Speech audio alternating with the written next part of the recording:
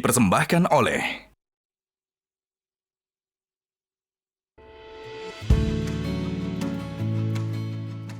Ini nih, sarung gajah duduk legenda Nusantara yang di setiap produknya memiliki keindahan warna yang menawan serta motif dan corak dari setiap daerah di Nusantara. Bahannya lembut dan nyaman karena dibuat dengan teknologi lyocell yang ramah lingkungan, antibakteri dan anti kusut juga. Jadi makin cinta deh sama sarung gajah duduk. Ibadah semakin khusyuk dengan sarung gajah duduk legenda Nusantara.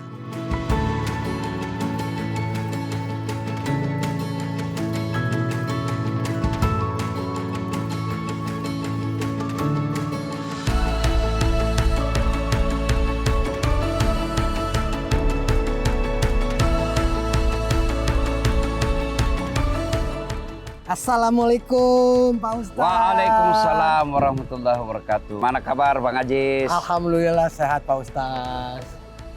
Keren banget nih masjidnya Pak Ustadz. Ya. Namanya apa nih Pak Ustadz? Masjid Haja Sitimah. Masya Allah. Ini yang dibangun untuk ibunda. Dedikasikan untuk ibu saya. Ya. Pak Ustadz gimana nih pakaian saya hari ini? Wah, ini yang dari tadi saya lihat mau saingin saya. Ini hebat matching. Ya. Bagus, khas Indonesia. Betul, karena ini dari sarung gajah duduk. Sarung legenda Nusantara. Ini gajah duduk juga? Betul, satu set sampai songkok Pak Ustadz. Saya baru tahu, selama ini di benak saya gajah duduk itu khas untuk sarung.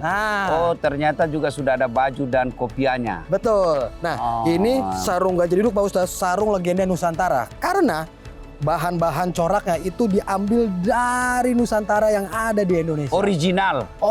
Semua ada produk dalam negeri. Betul, coraknya Pak Ustadz. Bahannya Masya juga Allah. ada. Ini yang khas Indonesia. Betul sekali. Sarung Masya Allah, cantik. Ya. Saya juga bawa buat Pak Ustadz. Oh, ini untuk saya? Betul. Harap diingat Pak Ustadz, biar nggak salah, yang logonya monokrom dan ada huruf Arabnya. Ini? Betul, ini dia. Masya Allah. Bagus. Jadi ini perlu diketahui, kalau memberi hadiah kepada seseorang, buatlah hadiah itu yang selalu bermanfaat. Betul. Ini cocok karena saya selalu dakwah pakai sarung. Cocok. Sholat pakai sarung. Cocok. Jangan kasih saya dasi karena saya tidak akan pakai. Sarung gajah duduk. Siap. Oke. Terima kasih Bang Ajis. Kita masuk ke dalam. Siap, Pak Ustadz. Silakan, Pak Ustadz. Ya, mudah-mudahan berkah. Amin.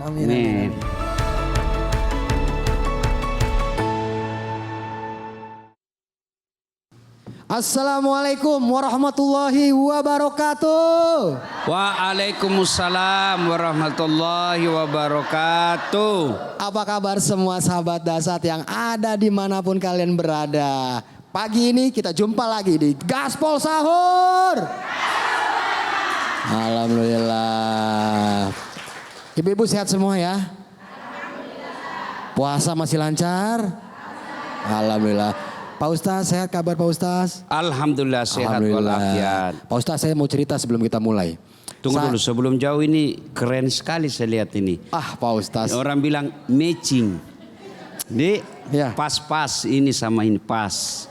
Sama wajahnya pas gak Pak Ustadz? Pas kali ya. Pas kali, alhamdulillah. Ya, pas memang pas-pas memang ini. Alhamdulillah ya. Iya ini Pak Ustadz, Ya. ini saya pakai koleksi dari sarung gajah duduk. Oh, yang gambar gajah duduk terus. Duduk terus, dari kecil Pak Ustadz ya. Oh, sekarang gajah duduk punya juga baju. Punya baju koko sama peci juga, songko. Saya taunya gajah duduk cuma sarung. Oh, ternyata sudah ada juga songkoknya, ada bajunya. Betul. Alhamdulillah. Sebentar ini saya mau cari karena memang bagus saya lihat ini ya. Pak Ustadz mau? Pasti mau, apalagi kalau gratis. Nanti kita cariin buat Pak Ustadz ya. Pak Ustadz, saya sebelum berangkat tadi itu di jalan melihat ada seorang ayah. Sudah tua renta, berdagang semacam mainan gitu Pak Ustadz. Ya. Dia memikul mainannya terasa berat sekali. Ini jadi saya ingat sama ayah di rumah Pak Ustadz. Saya sekalian mau tanya nih Pak Ustadz. Karena kan tema kita hal ini adalah jangan lupakan ayah. Nah sebenarnya posisi atau kedudukan seorang ayah dalam Islam itu seperti apa Pak Ustadz? Silakan Pak Ustadz. Alhamdulillah. Assalamualaikum warahmatullahi wabarakatuh. Alhamdulillah, salawat dan salam kepada Rasulullah Muhammad sallallahu alaihi wasallam. Sebelum kita berbicara lebih jauh, saya mau tes ingatannya Ibu. Mudah-mudahan tidak lupa ini lagu. Ya, ada lagu dulu waktu saya masih di kampung kecil, begini bunyinya. Kalau Ibu hafal, lanjutkan. Ya, ikut sama-sama. Untuk ayah tercinta, aku ingin bertemu, walau hanya dalam mimpi. Masya Allah, berarti Ibu memang sudah tua sekali. Karena ini lagu ya, alhamdulillah. Itu bagusnya lagu-lagu dulu tuh, ada nasihat-nasihat ya. Ada lagi lagunya kalau saya tidak salah itu Ebit GAD. Nah, apa lagunya bunyinya Ibu? Di matamu masih tersimpan selaksa peristiwa. Mantap, itu lagu untuk Bapak. Kalau lagu untuk Ibu ada juga. Saya hafal itu lagunya Iwan Fals. Ya. Ya. Ada yang ribuan kilo jalan yang kau tempuh, lewati rintang untuk aku anakmu. Ibuku sayang masih terus melangkah, walau tapak kaki penuh darah, penuh nanah, seperti udara. Kasih yang engkau berikan tak mampu ku membalas. Ibu, ibu. Ini mau ceramah atau lagu Bu Anum? Ini artinya orang bisa dengar nasihat itu melalui lagu. Ya, ya Bu toh? Ya, ya Bu. Nah, hari ini kita mengenang jasa para ayah. Memang kata Nabi, ditanya setelah Allah dan Rasulnya siapa yang saya taati ya Rasul? Apa jawabannya Nabi Bu? Setelah itu siapa ya Rasul? Setelah itu siapa ya Rasul? Setelah itu siapa? Nah, itu berarti memang lebih banyak penderitaannya ibu-ibu daripada bapak.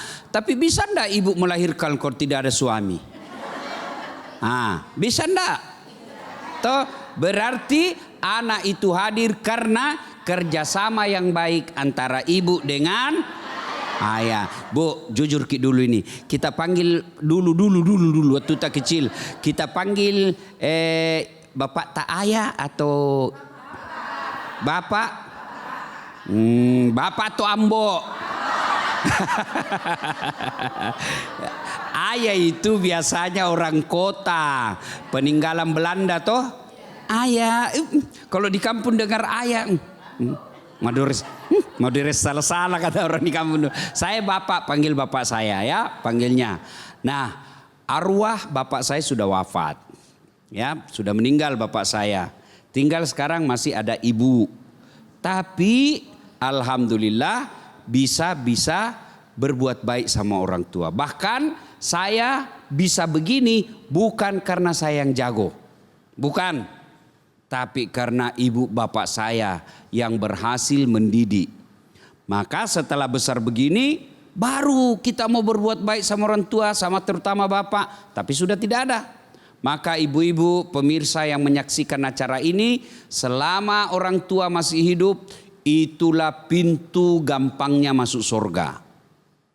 Ya, tidak bisa juga dibedakan antara ibu dan bapak karena masing-masing punya kesusahan. Kesusahannya ibu satu hamil, sampai sekarang kan tidak pernah suami tak hamil ibu toh. Ya, yang kedua melahirkan, sampai sekarang tidak ada pernah bapak-bapak melahirkan. Yang ketiga menyusui, itu fungsinya ibu. Tapi bapak-bapak apa kasihan penderitaannya? Cari nafkah. Kadangkala masih tengah malam sudah keluar pergi empang untuk ngatur airnya, empang kita. Kadangkala kasihan masih mau tidur pagi, harus pergi lagi ke kantor cari nafkah. Meskipun kerjanya mungkin hanya membersihkan toilet di kantor orang. Kadangkala masih subuh keluar lagi, anak dan istrinya belum bangun, keluar lagi untuk apa? Untuk mencarikan nafkah supaya istrinya bisa punya baju baru dan anaknya bisa sekolah. Dan hebatnya itu bapak-bapak tidak pernah mengeluh. Iya toh? Beda ibu-ibu. Mengeluh terus kerjanya. Iya toh? Jujur maki saja ibu. Iya toh? Ya. Bagaimana ndak mengeluh? 3 juta uang 1 bulan. Ada di situ cicilan kulkas. Ada di situ baju seragam. Anak sekolah. 3 juta. Mana bisa hidup? Karena dia tidak bisa menangis dan mengamuk-ngamuk. Makanya ngoceh. Ya. Kalau bapak-bapak hebatnya itu bapak-bapak tidak pernah mengeluh. Iya toh? Tidak pernah mengeluh. Kalau perlu dia pura-pura bahagia di depan anak istrinya. Saya ingat sekali pesan bapak saya, dia bilang, tidak ada keluargamu pejabat. Tidak ada keluargamu orang kaya nak. Tapi jangan kau putus asa. Bapakmu miskin, Tuhanmu maha kaya. Itu selalu dia tanamkan. Sekolah kau nak, sekolah kau. Sekolah. Itu yang membuat kita kadangkala punya semangat. Nah, ibu juga harus hargai suami. Kenapa Ustadz? Karena ibu ditanggung sampai akhirat. Ya bu? Ibu itu nanti di akhirat tidak ditanya kenapa suamimu tidak sholat. Tidak ditanya gitu. Kenapa suamimu tidak sholat? Tidak akan ditanya.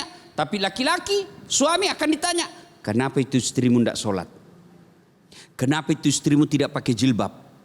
Kenapa itu istrimu tidak bayar puasanya yang lepas? Itu ditanya semua. Itulah sebabnya ibu. Maka ibu harus cari ridha suami.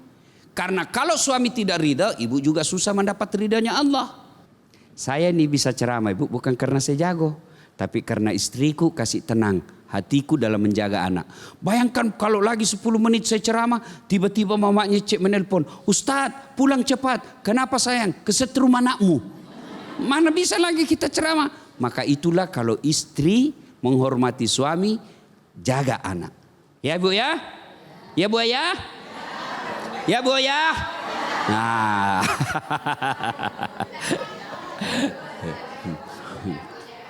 Oke, kita sudah pelan-pelan memasuki tema kita hari ini Ustaz ya. Tapi sabar karena banyak banget nih iklan yang mau masuk. Karena nih satu-satunya acara sahur yang ada Ustadz Dasat Latifnya. Jangan kemana-mana, kita akan jumpa lagi di Gaspol Sahur. Gaspol memang.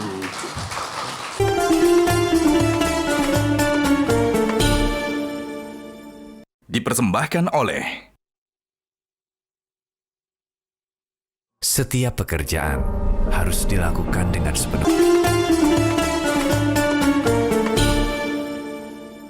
Dipersembahkan oleh Sahabat Datsa, terima kasih Anda masih menyaksikan Gaspol Sahur. Gaspol memang. Juga masih bersama ibu-ibu yang cantik-cantik. Kita masih ada di Makassar, tepatnya di Masjid Hajah Siti Mang yang didirikan oleh Ustadz Dasat Latif. Masya Allah, luar biasa. Pak Ustadz, saya mau lanjut pertanyaan tentang peranan seorang ayah itu untuk anak laki-laki dan anak perempuan. Apakah ada beda Pak Ustadz? Ya. Silakan Pak Ustadz. Karena jenis kelamin berbeda, tentu perlakuannya juga berbeda. Kita didik anak kita berdasarkan jenis kelaminnya. Kalau perempuan itu sunnatullahnya agak manja. Ya, orang bilang kemayu. Ya, makanya dia harus dididik lemah lembut. Kalau laki-laki karakternya, pembawaannya dia harus jadi petarung. Dia harus kuat, makanya dididik supaya dia jadi laki-laki jantan. Jangan sebaliknya. Anak perempuannya dididik jadi kayak laki-laki. Anak laki-lakinya dididik jadi perempuan. Akhirnya apa? Tidak jelas mana laki-laki mana perempuan. Ya, bagaimana cara mendidiknya? Cara mendidik seorang ayah, satu, itu paling penting lahir kasih nama yang baik. Nama yang baik itu bukan nama artis. Nama yang baik itu bukan nama selebriti. Nama yang baik adalah nama yang ada doa dan motivasi di dalamnya. Jangan lagi bilang apa arti sebuah nama.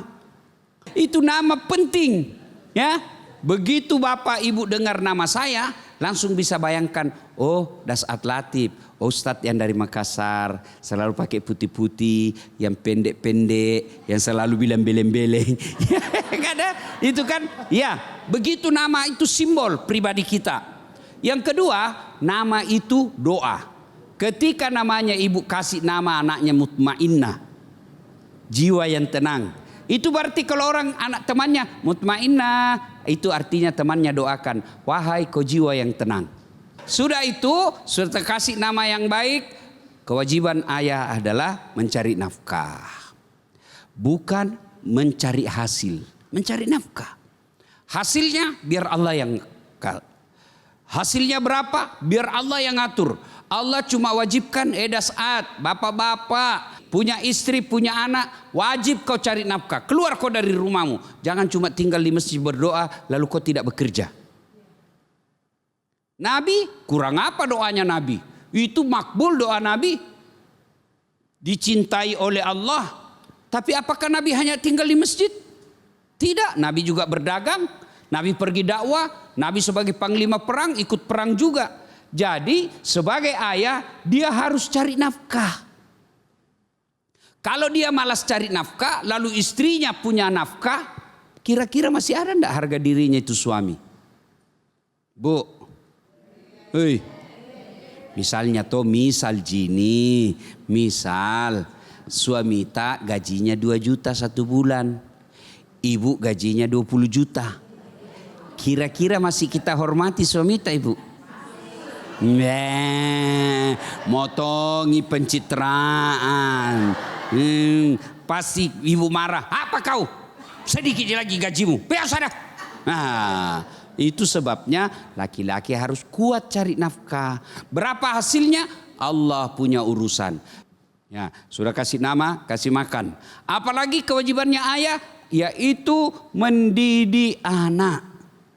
Cara mendidik anak, boleh pakai buku-buku penelitian Eropa, boleh baca psikologi pendidikan anak, banyak baca. Tapi keliru kalau kita lupa Quran dalam mendidik anak. Ibu-ibu, dalam Quran ada nama surah yang namanya nama manusia itu. Dia bukan nabi, dia bukan rasul, tapi diabadikan namanya dalam Quran karena hebat mendidik anaknya. Siapa? Surah Luqman. Nah, itu baca surah Luqman. Allah memperkenalkan surah Luqman itu, caranya Luqman mendidik anaknya. Apa dia bilang? Ya bunayya, wahai anakku, la tusrik billah. Itu dulu pertama, jangan kau serikatkan Allah. Berarti ibu pendidikan pertama, bapak pemirsa mendidik anak sebelum belajar matematika, sebelum belajar ilmu kedokteran, sebelum belajar ilmu biologi, yang pertama harus baik akidahnya. Ajarkan akidah karena anak suka lagu melalui lagu. Ajar itu akidah. Ada lagu dulu tuh waktu kita kecil, begini bunyi lagunya. Topi saya bundar, kalau bukan itu lagu diganti menjadi lagu akidah. Caranya apa? Tuhan saya Allah, Allah Tuhan saya.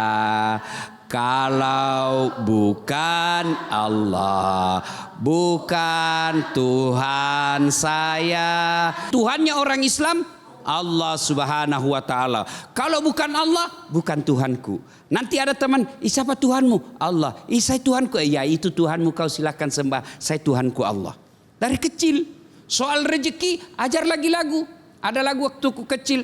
Cicak-cicak di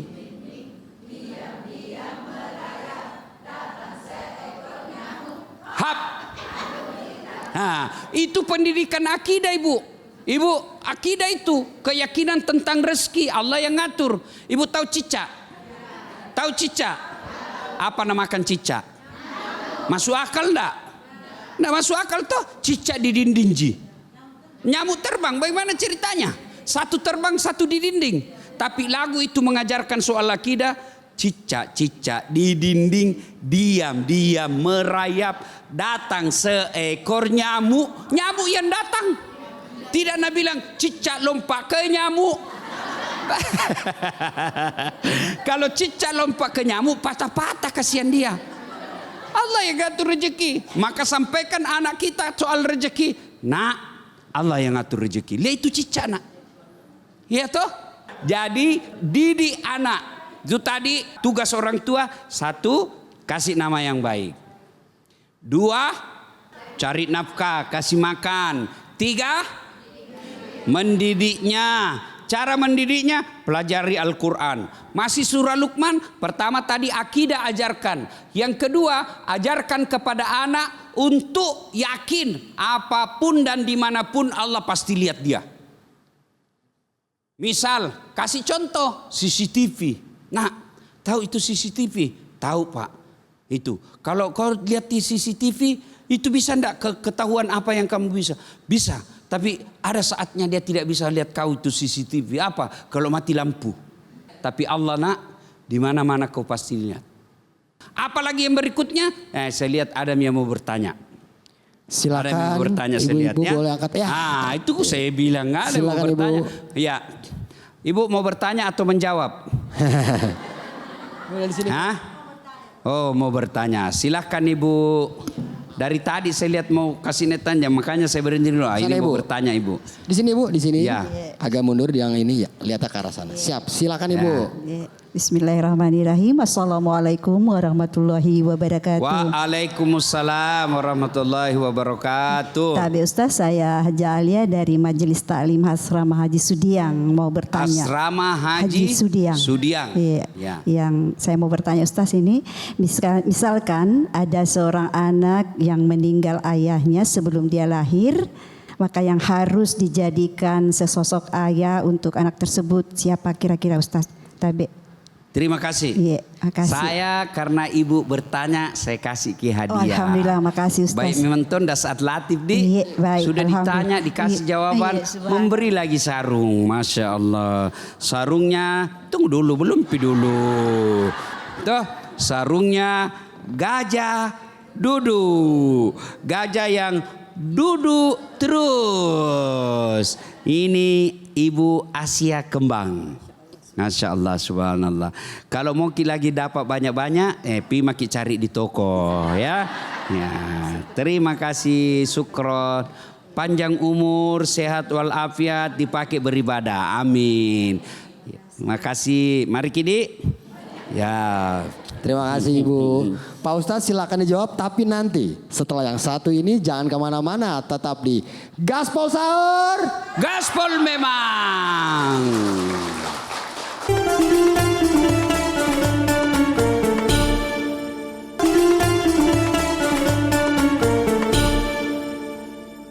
Dipersembahkan oleh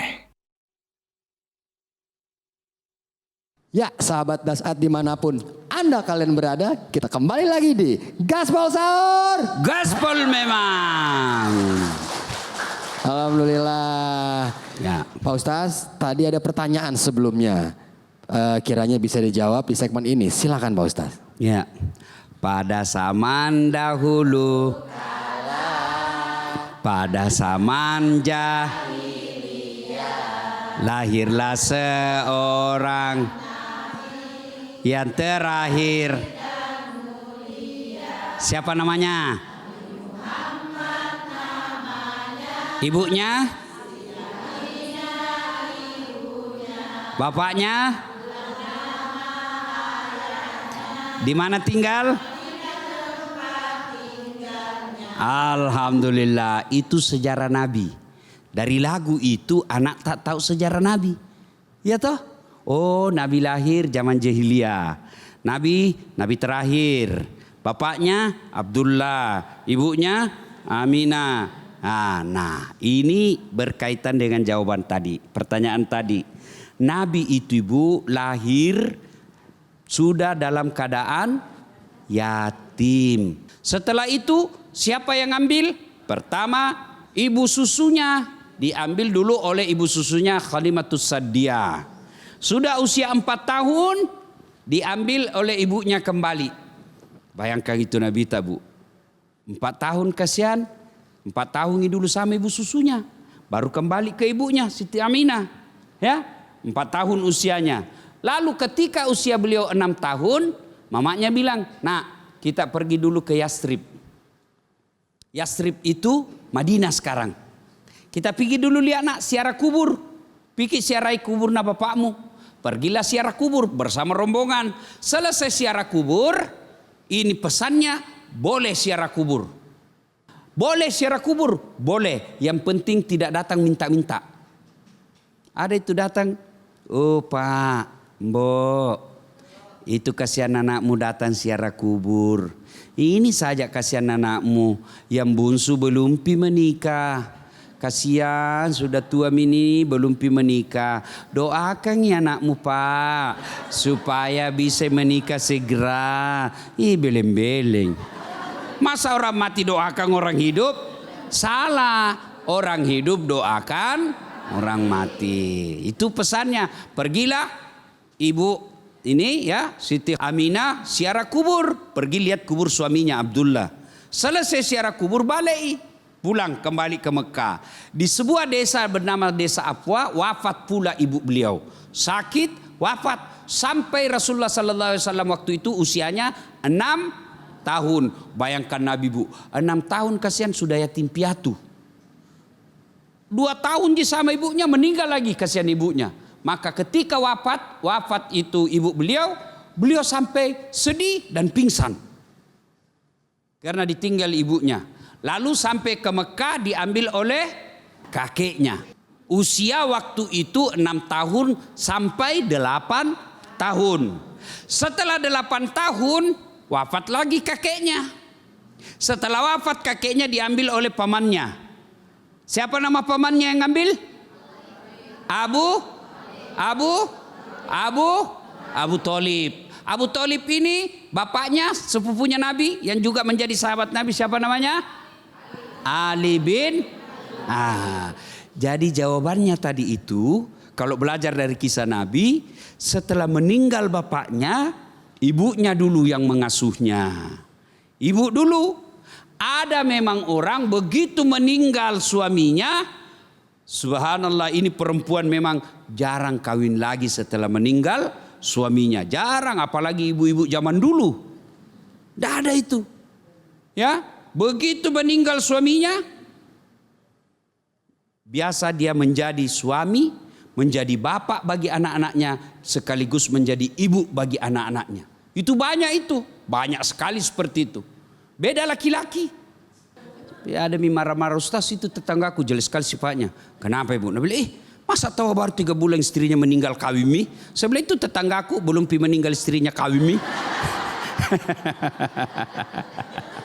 Ya itu Ibu, ada kita lihat begitu Bu? Ada? Berdoa mudah-mudahan suami kita tidak begitu. Nah, berarti ibu dulu ada memang orang yang bisa mengurus anaknya. Dia sebagai cari nafkah, dia juga yang menjadi ibu mengasihi anaknya. Tapi tidak sedikit juga apalagi perempuan modern menikah lagi. Boleh enggak janda menikah lagi? Mamaku juga janda Ibu, usianya sudah 86 tahun. Saya sudah kasih tahu, saya sudah beberapa kali kasih tahu, saya bilang, "Mak, siapa tahu masih mau Ki menikah lagi, saya carikan Ki jodoh." Dia belajar kok sembarang kau bilang di situ. Ya Ibu, boleh. Janda meninggal suaminya dan dia masih muda, boleh. Cuma harus siap menjadi ibu yang lebih perhatian kepada anak yang meninggal bapaknya. Karena kalau sudah ada itu, ibu melahirkan juga, ada lagi anak dari beda bapak, ini agak berat. Kadangkala memang perempuan itu lebih berat berfungsi sebagai ibu dari 2 ayah. Ya, agak berat. Ya, kenapa? Karena biasanya susah membedakan ini anak dari suamiku yang sudah meninggal, ini yang bersambung anakku juga, tapi suamiku masih hidup dan dia carikan nafkah. Di situ beban moral bagi seorang istri. Tapi alhamdulillah biasanya perempuan itu dia rela mengorbankan kepentingan pribadinya untuk anaknya. Itu memang banyak yang begitu. Beda memang laki-laki. Ya, laki-laki memang beda ibu. Betul? Jadi mengerti maki saja bu ya. Memang sudah begitu mereka sayang itu laki-laki ya. Ya, makanya Nabi bilang kalau ada orang perempuan meninggal dunia seorang istri lalu suaminya berduka terus mengenang kebaikannya, maka itu ciri-ciri wanita penghuni sorga. Ya, kalau misalnya ibu lebih dulu meninggal toh, iya kan ketawa ki. Jadi kutanya ki pale mana mau tak? Mau ki suami tak dulu meninggal atau kita dulu ibu? Mau? Kita dulu ibu? Ibu yang dulu.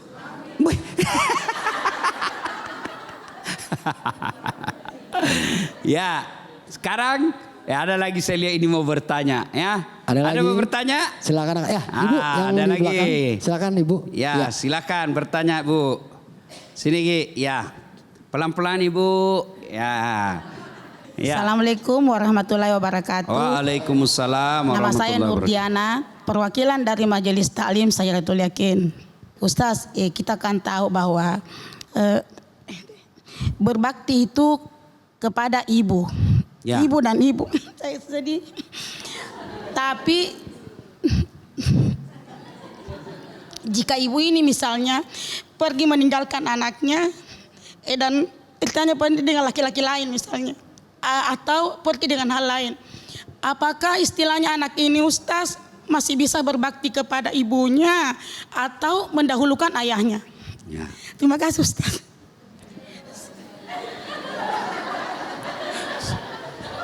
Ada. Karena ibu bersedih, aku menghiburnya dengan memberikan hadiah gajah duduk. Boleh ibu duduk-duduk sambil menangis ya, ditemani oleh gajah duduk. Masya Allah. Tunggu belum. Ya, mudah-mudahan ini bu, tipe sarungnya Mika kembang. Ya, silakan dipakai sambil duduk-duduk. Oh, untuk suami, Masya Allah, sayang suami, mudah-mudahan suami menonton. Keterlaluan suami kalau tidak sayang istri nun. Ya bu. Aduh, saya juga sedih sekali bu. Cuma, ya. Agar sedihnya tidak berlarut-larut, kita break sejenak. Nanti kita akan kembali lagi juga menjawab pertanyaan tadi oleh Pak Ustadz. Jangan kemana-mana, tetap di Gaspol Sahur. Gaspol memang.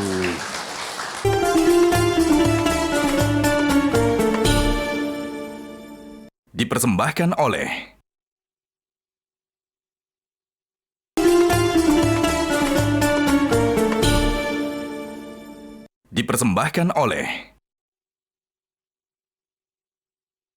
Terima kasih para sahabat dahsyat masih bergabung di Gaspol Sahur.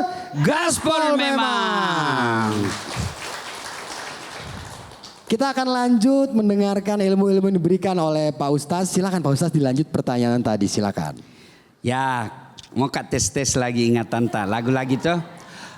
Untuk aku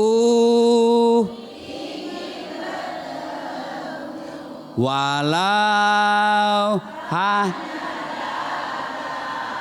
mimpi, itu curahan hati bagi anak yang telah ditinggal oleh ayahnya. Saya sedih sekali juga itu. Kenapa ibu dulu? Kenapa dulu ibu? Saya waktu kecil, mamaku pergi lagi Ustaz. Pergi kemana pasar raya? Tidak Ustaz, dia pergi dengan laki-laki lain.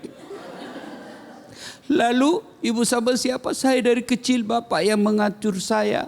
Bapakku kasihan yang mengurusi saya ketika mandi.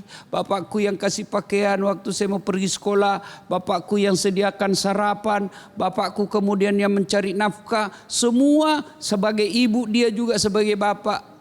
Sedih sekali saya, Ustaz. Kalau ku ingat rasanya mau ku pecahkan kepalanya itu ibuku. Nah Ustaz, setelah saya besar begini dan saya sudah mapan, alhamdulillah rumah saya baik, mobil saya baik, bapak saya alhamdulillah sudah kuhajikan, tapi saya masih dendam sama ibuku, Ustaz. Bolehkah saya berbuat baik kepada ibuku? Jawabannya wajib. Wajib. Dosanya ibu yang melahirkan karena melantarkan anaknya bukan urusan anak, itu urusan ibu kepada Allah. Urusan kita sebagai anak adalah berbuat baik sama ibu. Ridallah fi ridal walidain, suktillah fi suktil walidain. Tapi dia tidak besarkan saya, Ustaz. Betul, dia tidak besarkan kita, tapi ibu dari mana? Kandungan. Berapa lama? 9 bulan. Begitu kita lahir, ada bagian ibu yang keluar menemani kita. Apa ibu? Ari-ari dengan tari pusar. Tali pusarnya itu ibu kita dibawa keluar dengan ari-arinya. Itu tali pusar ibu, itu adalah jaringan antara anak dengan ibunya. Kabel penghubung antara batin anak dengan ibunya. Ari-ari namanya. Ya toh ibu, tali pusar digunting. Dan itu yang darah di dagingnya ibu bapak, itu darah dari ibu kita. Maka jangan heran ibu biasanya lebih tahu anaknya sakit daripada dari bapaknya. Biasa itu kan tengah malam bangun kasih mamanya, malas anakku ya. Sembarang juga kau mimpi tuh. Ndak, sakit ini. Tidak bisa kak tidur, sakit ini anakku, pasti ada masalah. Telepon nggak anakku, telepon nggak. Sekali ditelepon betul, sakit kak ini. Kenapa? Karena ada itu tadi tali penghubung. Hebatnya itu ibu saya, dia tahu semua makanan kesukaan anaknya. Oh kalau inilah dase, namaku, wah di kota jitu namaku Dasat. Di medsos jitu namaku Dasat Latif. Kalau di kampungku mamaku panggil kak Ola Dase. Dan itu ibu, Masya Allah, tidak pernah pintar di depannya. Selalu nanggap anak-anak. Padahal tingginya sekolahku. Nah bilang apa? Agatomus sengiko. Padahal sudah tinggi sekolahku itu. Itulah ibu kasihan. Selalu merasa anaknya ini sebagai anak kecil yang perlu dibimbing dan diasuh. Itulah ibu. Maka sangat sedikit perempuan yang mau menelantarkan anaknya. Sangat sedikit. Kalaupun ada perempuan cacat anaknya, yang cacat itu dia paling sayang. Itulah ibu. Jarang sekali itu ibu yang lebih disayang anaknya yang kaya daripada yang miskin. Justru yang miskin dan susah hidupnya, itu anaknya paling nggak sayang. Itulah ibu. Itu ibu. Begitu memang ibu. Ada sebagian, ya memang ada sebagian. Nah, bagaimana kalau ada bapak atau ibu yang tadi kasusnya kan ibunya yang pergi, jatuh cinta lagi. Gara-gara apa? Gara-gara WhatsApp salah kirim. Ya toh? Ibu kira laki-laki saja selingkuh? Hah? Sama ibu. Sama banyaknya laki-laki dan perempuan selingkuh. Kenapa? Karena tidak mungkin itu laki-laki selingkuh sama laki-laki. Ya toh ibu? Berarti sama banyaknya. Dan banyak juga ibu-ibu selingkuh dia tinggalkan suaminya karena suaminya tiba-tiba jadi bangkrut. Ada yang begitu? Ada. Nah kasus seperti tadi, gimana kalau akhirnya ibunya pergi, dia telantarkan, bapaknya kasihan yang ngurus, dari kecil sampai dia kerja dan mapan, bapaknya yang ngurus. Tiba-tiba begitu orang tuanya sudah mulai tua, ibunya datang, minta maaf ke anaknya. Tetap wajib berbuat baik kepada ibunya. Datang anak muda mengadu kepada Nabi, "Ya Rasulullah, ibuku minta ini sesuatu, tapi dia tidak pernah mengurus saya dari kecil." Apa kata Nabi? "Jiwa ragamu serta hartamu semua milik orang tuamu." Maka kalau ibu mau baik, baiklah sama ibu dan bapak. Bagaimana kalau sudah meninggal? Sayangi anaknya. Kalau ibu ditinggal suami, anak yang diurus dengan baik. Kalau dia sudah meninggal suami atau dia pergi kawin lagi, tidak usah cemas. Bilang saja dalam hati, "Ya, kau pergi silahkan." Sambil menyanyi, "Ku lepas di kau pahlawan." Sudah, baru urus anak.